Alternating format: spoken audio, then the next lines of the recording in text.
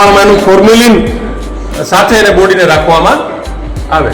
કેટલા કયા સમયે કઈ તારીખે કયા વર્ષે કયા દિવસે કયા સમયે અને આ સ્ટફિંગ કરવામાં આવ્યું છે એનું આ લેબલિંગ લાગે. આ બધામાં લેબલિંગ હોય.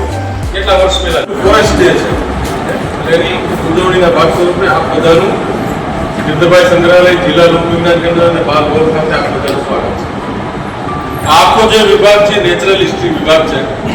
અહીંયા આપણા પક્ષીઓ છે, ઘરાંગણાના વડવગડાના પક્ષીઓ, સિંહ છે, ચિત્તા છે, આ બધા ને સ્ટફિંગ કરીને સાચવી રાખ્યા એટલા માટે કે લુપ્ત થતી આપણી પ્રજાતિ એટલે કે પક્ષીઓ જે લુપ્ત થતા જાય છે એ તમારી પછીની પેઢીને ખબર જ